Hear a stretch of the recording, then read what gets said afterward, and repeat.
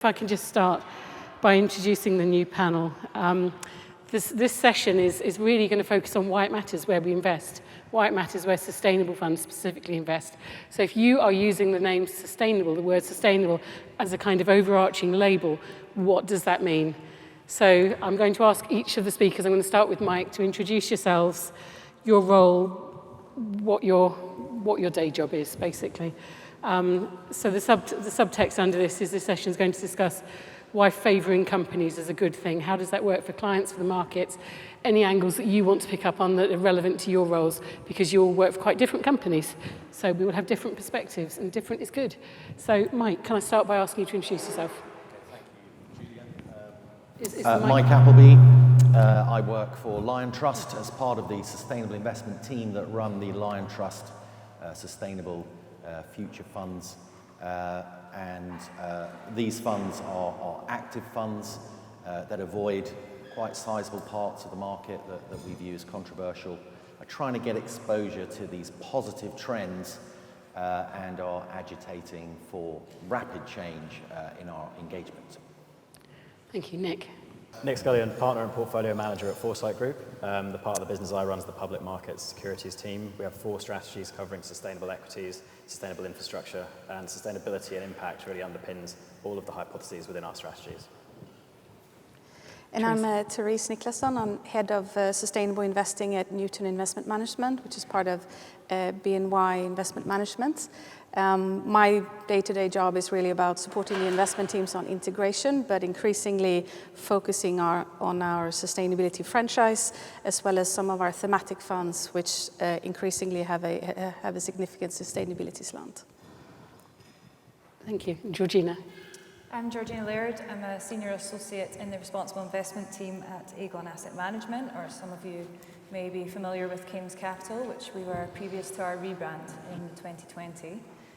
We have a long history in responsible investment, launching our first ethical fund in 1989, and evolution of thought over the years led to the launch of our sustainable mandates in 2016. I am predominantly responsible for monitoring and analysing companies for inclusion in those mandates across the equity and multi-asset groups. Thank you. So I think it's only right, given what we've been hearing, if we start off by thinking about clients. Now, you're going to have different clients and different perspectives on this, but can I just ask you to try and capture fairly briefly, each of you, what it is that clients want and why they want it, why this matters to them. Why do people choose sustainable funds? What do they want? Mike, can I kick off with you again, please? And I hope you don't fall off that chair, sorry. So there is, I'll face this way. So there is a broad spectrum of clients. For some people, it's totally fine to invest in pretty much anything, as long as you're engaging with them. And then as you move towards the other end of the spectrum, there are people who really do care how their money's being made and really don't want to be invested in things that they are ideologically opposed to. And I guess they're very interested in seeing all of the companies in the fund. They want to know what's in there. They're quite inquisitive. Quite often it's about companies they don't know what they do, for example. And the final thing is that because they are concerned about the slow rate of change that's happening, they really are looking to see quite aggressive engagement with companies to get them to move quicker than just with the herd, which clearly isn't moving hard enough. So relatively forensic clients, I would say, that are really concerned about where their money's invested and whether it's in fact pointing in the right direction where they want to go. I think a good word there is forensic. I mean, you get clients asking some quite detailed questions sometimes, don't you? Do any spring to mind to give an idea of the kind of granularity you sometimes get? Sorry, that's not in the script at all, obviously. Well, suffice to say that we've turned around and made sure that, whereas our approach to that is first of all to be as transparent as possible. And so to list all the companies that are in the fund and explain what that business does in simple English and why we believe it contributes positively to the economy and why it's in that fund. And I think that is the kind of level of detail that people would like to see as a minimum, because just seeing your top 10 holdings is not good enough for them. Which brings us through to the disclosure logic that we're talking about with SDR. Nick, can I ask you to then touch on that? Why do people care about it? Who do you talk to? What do they think? Why does it matter to them? Yeah, I'd probably start with our observation being that during the last 5 years, as we've been promoting our sustainable funds, it's really changed. We've seen more and more advisors, more and more wealth managers, and also reportedly more and more underlying clients taking an interest in the sector. And some of those motivations are because they want to have an active impact, they want to put their money to work, and some of those clients, I think, just do not want to profit from some of the more nefarious parts of capital markets. I think that's absolutely fine. It's fine for clients to say, you know what, it's not that I have a very specific interest in specific subsectors or themes, but I don't want to profit from certain other ones. And I think that our job as fund managers is to articulate exactly the kind of companies within the strategy, how they align with both those positive screens and the negative ones. Thank you. And Theresa, I know you work for a really big company and there are lots of different bits of the business. Do you want to describe your client perspective? Add to that. I mean, I think the experience is that the ask is very broad in range. It goes from a client that comes in to see us who doesn't really know at all what they really want, but they want, for example, something social.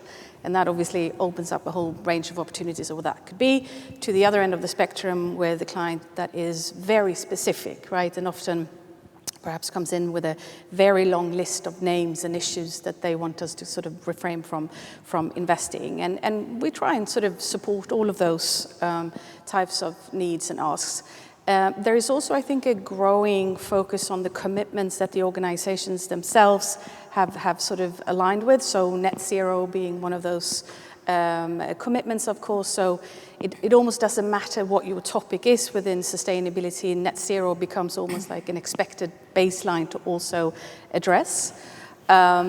And so I think that sort of policy commitment is increasingly an important driver. But like I say, there's still a huge variety out there.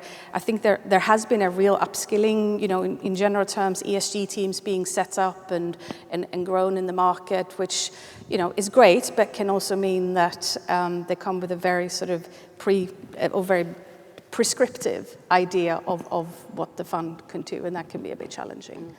And just say you work for the Newton side of the business, yes. Is that right? So there will be people who know Theresa from that side of the business, and a lot of work goes back a really long way there too, doesn't it? Cool. Okay, can we maybe, Georgina, talk about a little bit, so I remember your company when it was Scottish Equitable, and I suspect I'm not the only person here who does, so we know that you guys go back a long way, and you tend to be regarded as kind of the really, strong, strict, heavy exclusions, but do you want to explain some of the conversations, how it works with clients from your side? Yeah, so those exclusions were brought in, and those first ethical funds were brought in largely in response directly to what clients were asking for. So increasingly clients were looking for their investments to align with their belief system, and not just to get a financial outcome, but to make sure that they weren't investing in things that they didn't believe in or that believed would create a sustainable future. There's been a lot of evolution of thought over the years, and we've continued to engage with our clients over the years, and we will alter our strategies and our exclusions in answer to those, because I'm sure it's not a surprise to anyone here that the world's changed a lot since then, and what was okay then is not always okay now. For example, in 2019 we strengthened our oil and gas exclusion in response directly to clients. Yeah.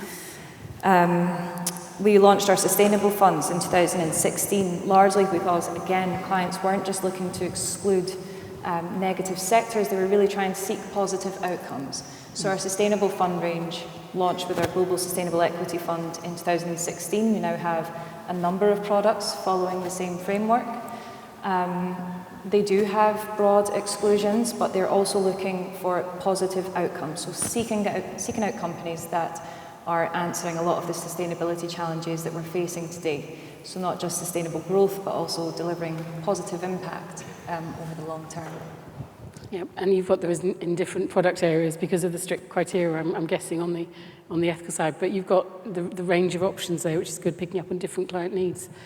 I've got to ask the obvious question then next, because there'll be different opinions in here. I know my views firmly. I I think it can only make sense for companies to focus on sustainability a great deal more if they want to prosper long term. Therefore, the financial performance should flow. But let's pick up on the particular perspectives of when you are focusing on this. What are the pros and cons of investing in companies, and what kinds of companies do you tend to pick up on? I'm going to carry on doing the same line, if you may, so I don't get muddled up. Yeah. So, Mike, would you like to start off on that?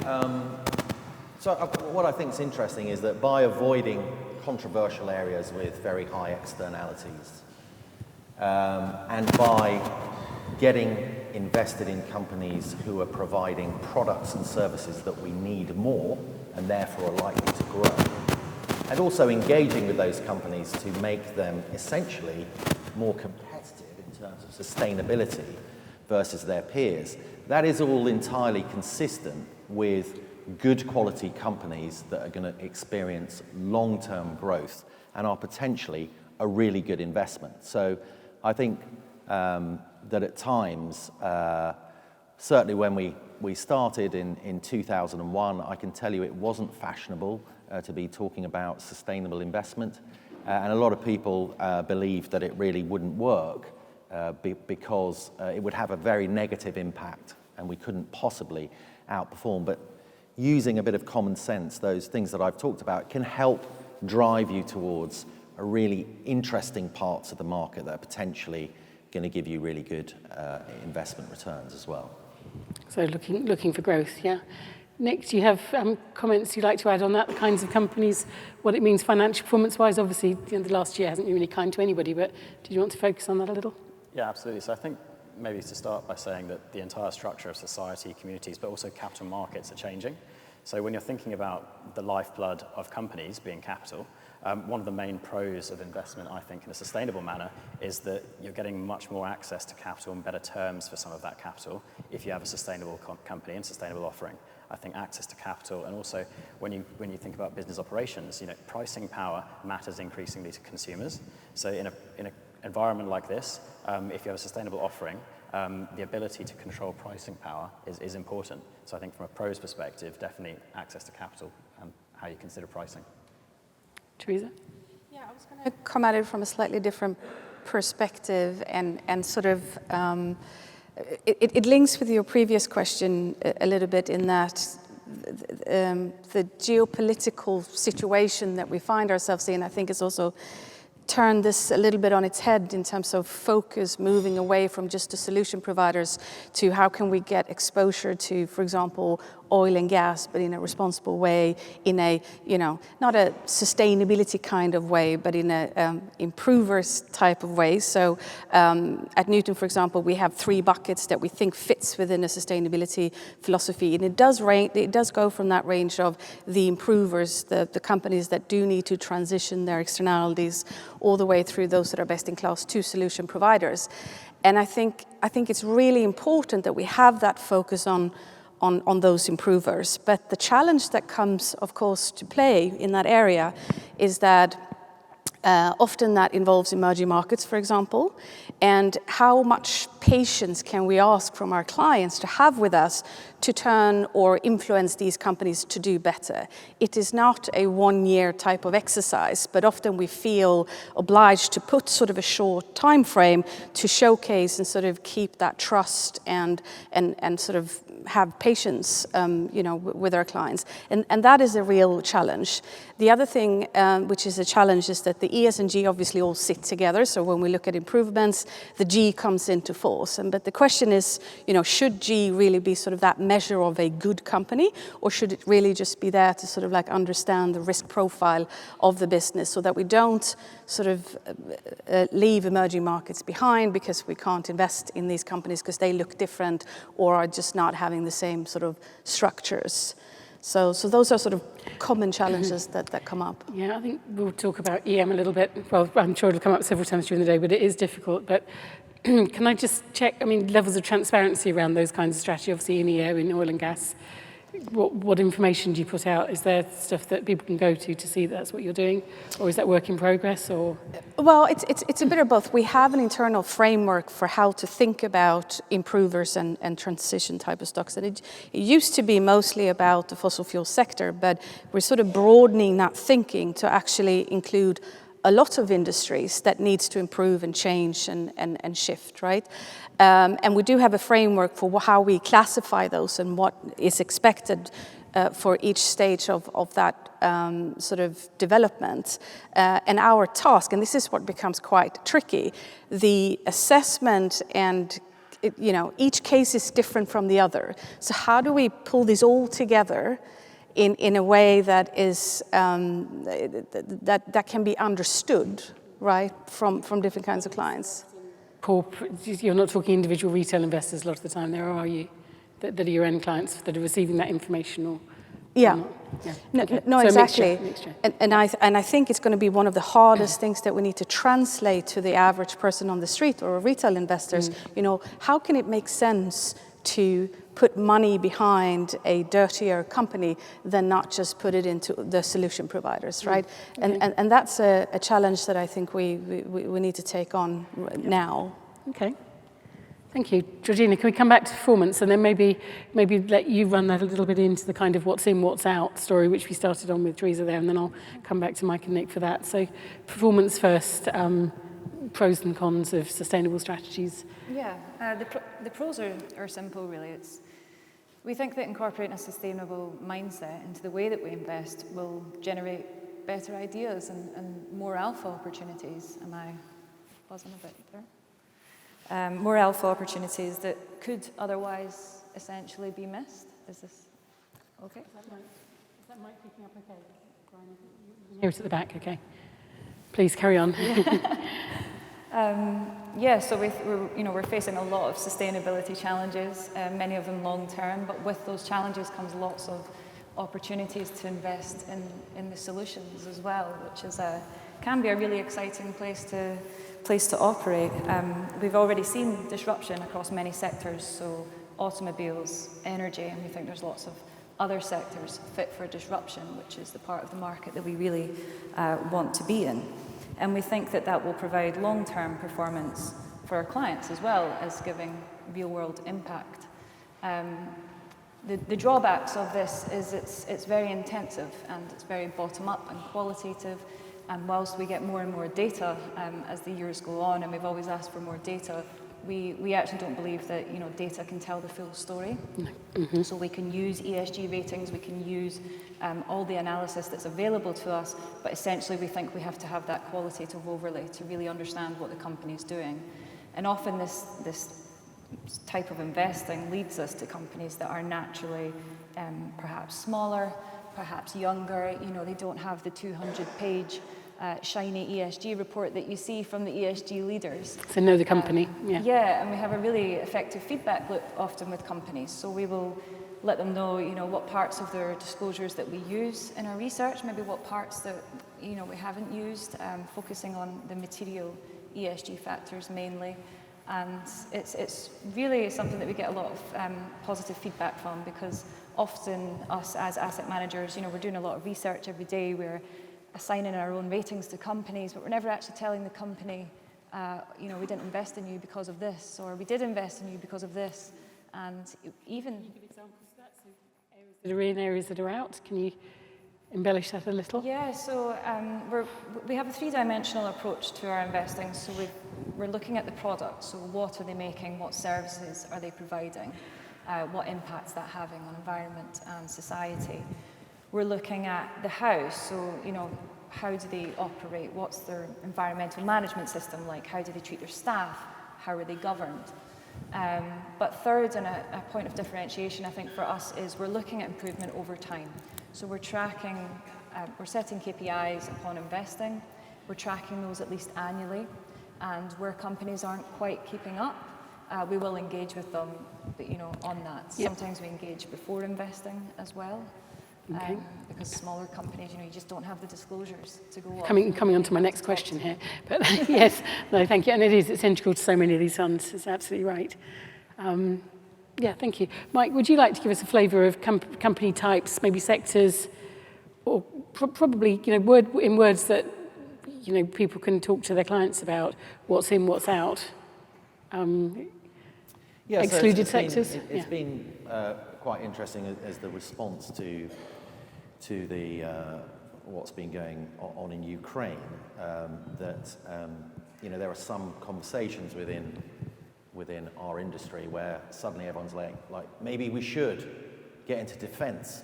We're going to make money, and it does make me smile because we have yet to meet an arms company that only sells to the good guys, but maybe someone else has found one that has. And similarly with that whole oil and gas story, yes, you can see a short-term reason why oil and gas might do well in the current environment. But if you step back, the fossil fuel extraction industry is really all about the price at which they sell those fossil fuels, and that determines what those companies will be worth and what they do. And oil prices go up and they go down.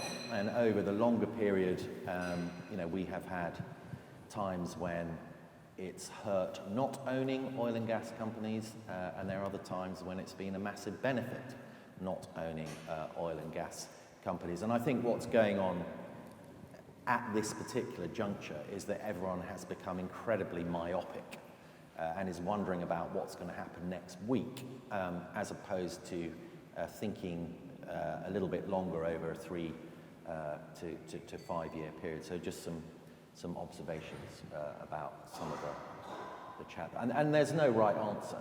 I'm not saying that it's wrong. No, but to be clear, your funds don't, because and it's totally fine if someone wants to do that and improve them. But it's also totally legitimate to choose not to invest in them. Yeah, and your funds are providing a home for those people that feel like that, without passing judgment on those that don't feel like that. So there's a bit of a safe haven there. Nick, would you like to come on to sort of where you do and don't invest? Yeah, I think it's quite simple for us, really. We think about the sectors which are going to credibly and tangibly make a difference to some of the issues that we think are important to our clients. So we end up always talking about climate change when we're talking about sustainability. So maybe we use a statistic from that problem as an example. If we're going to hit the net zero targets that we need to by 2050, we need to reduce greenhouse gas emissions by 7% every year until then. So for us, it becomes quite simple. Are the companies that we're looking to invest into going to be a part of that solution, or are they going to be a headwind and be a problem in that? If we categorize companies into those two buckets, it really becomes quite simple at determining what's in and what's out for us. Engagement clearly is important. Do we think that we can have a meaningful, impactful, and transformational investment journey with this company? We don't simply say this company is involved in sector X, Y, or Z, therefore absolutely yes or no. It's more about what they do, what they have, what journey they've been on to the time point that we heard earlier, and what can we do as investors to steer that business, and how we can deliver that to our investors. Okay, thank you. So I've worked on funds in the past where there's been different discussions around these. Well, it's a combination of the exclusion list conversation as well as the framework, and I think it does come down to the objective of the fund. In most instances, where, for example, you're building a fund that is looking to invest in companies that will benefit in one way or another from the energy transition, and just for that simple reason, it's not going to buy a whole range of companies in these industries over here. But because of the way that our industry works, you still have to put together an exclusion list in relation to that fund. So sort of saying, my energy transition fund is not going to invest in gambling and tobacco and alcohol, which kind of sounds a bit strange, but you kind of have to do that to make sure that you end up on the right lists and platforms and everything else. And I think what's been very interesting is the way that these exclusion conversations has evolved over the years. We sort of all had them for a long time, and we kind of looked at what other people were doing, making sure that they, that we're not doing anything too different, right? Because there wasn't, I think, that much philosophy behind what was on the list. It was really rooted in these values-driven or ethical developments that have been in the industry for a long time. So now with, for example, this defense challenge, it really sort of brought home a really important conversation, which is that what are these exclusion lists really about? How do we test for something new going into it? Is it about business activities that are simply not sustainable in the long term, business activities that don't have a role to play in a sustainable society over the next 20, 30 years? Or is it a combination of that as well as what the general public or our clients just don't have the appetite to invest in? So for our sustainability franchise range, we have an exclusion approach, which we have now built sort of a philosophy around, some logic around, so we can test new things against that. And that applies to all of those funds. But in addition to that, you have funds that have specific objectives that will, through that nature, sort of define what you will not invest in. Yeah. So this again comes down to the transparency and openness bit, doesn't it? Because I know the other panel members here, a lot of the areas you've just mentioned wouldn't hold them in their funds.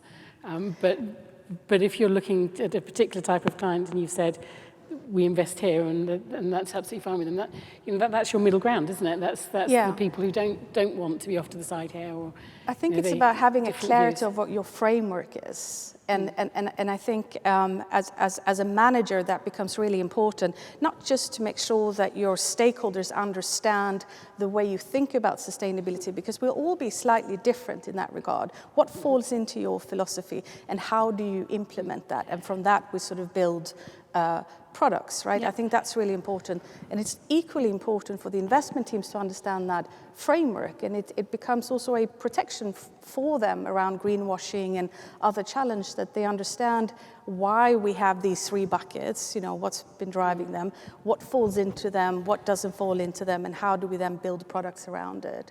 So does anyone else on the panel want to come in on any of those sectors and any of those thoughts, or do we leave it at importance of transparency and openness? Because we've got different opinions here, and like I said right at the beginning, that's most of us will drink for a start. Certainly I do. So we take different opinions, and hopefully we'll all be having a glass of wine in a few hours together, or maybe 2 or 3. But does anyone want to come up more on that, or should we move on to the sort of engagement dynamic a little bit? Maybe we'll come on to that, and if you want to wrap other comments in, please feel free to do so.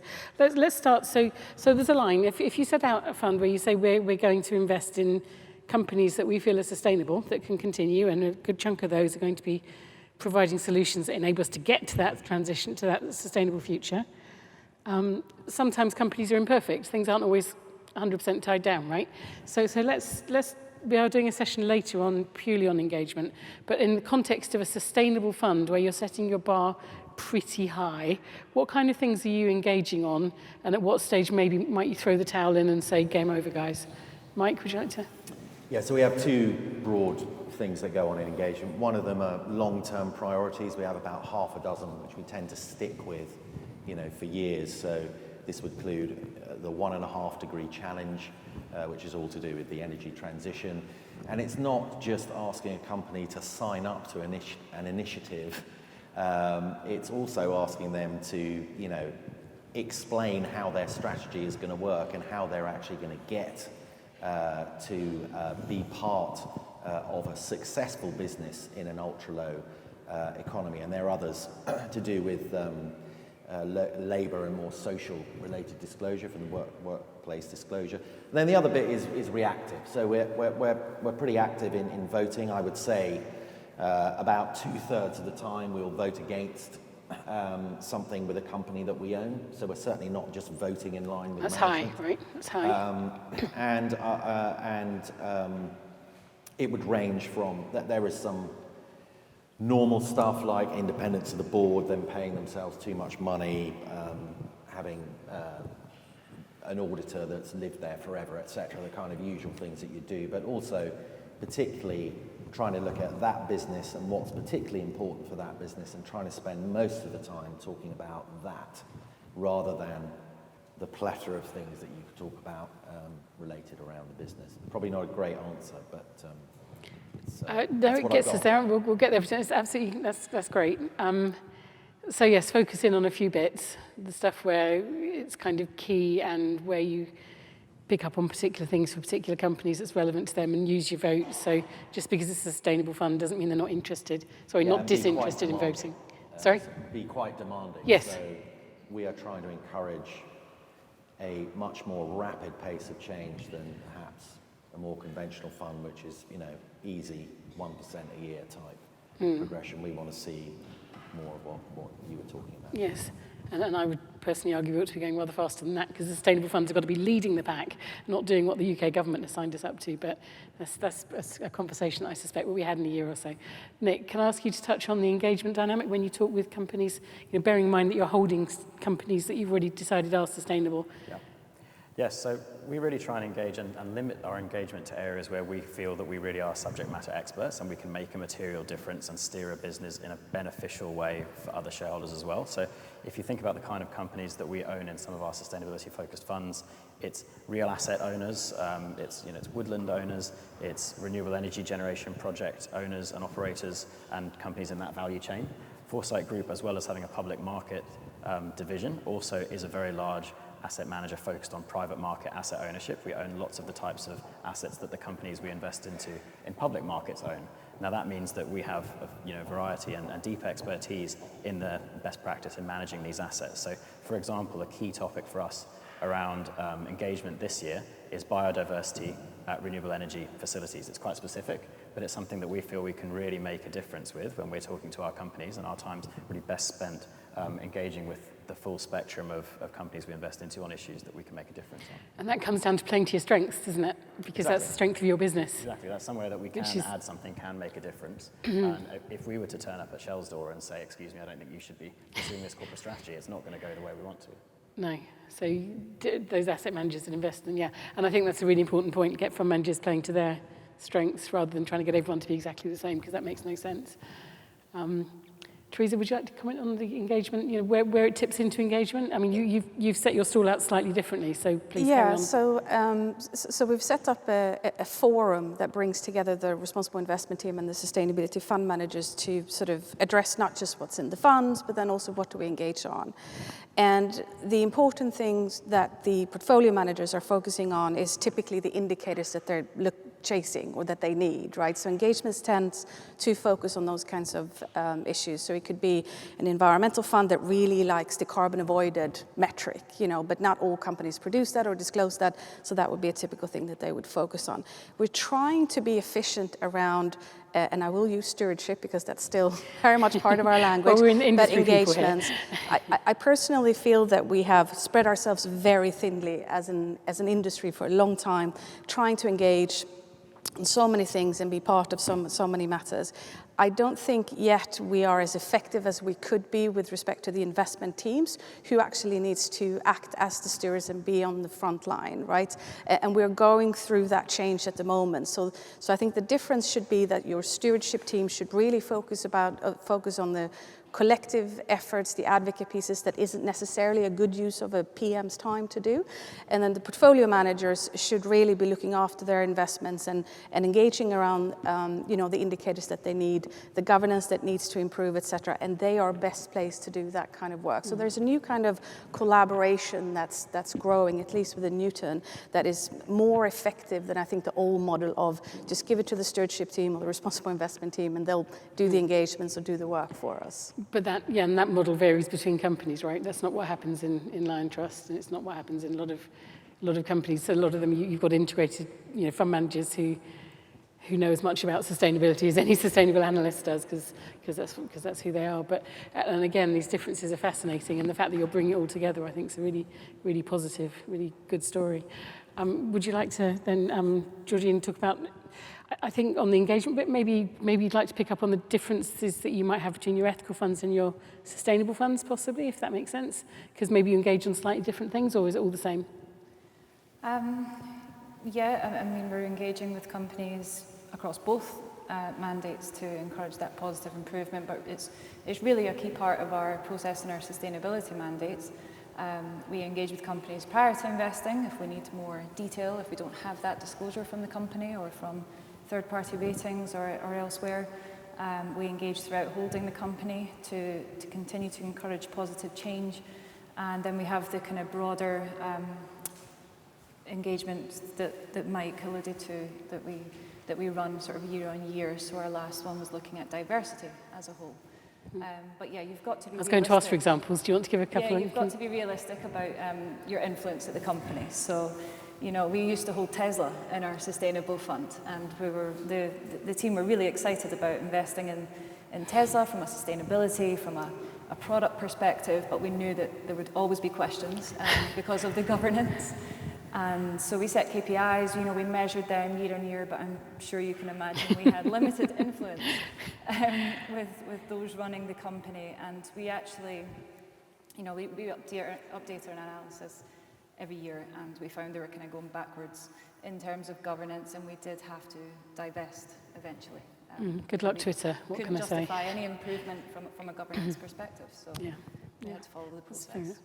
Okay, can I ask everyone just to maybe give one or two sentence answers, because I want to wrap this session up in a few minutes. Just the extent to which sustainable funds, something's badged as sustainable, how much do you think about impact? And goodness knows we could all talk on this all day, but just, is impact and trying to change the world, is that part of what you do, Mike? Or I guess, yeah. Maybe I can talk on it all day.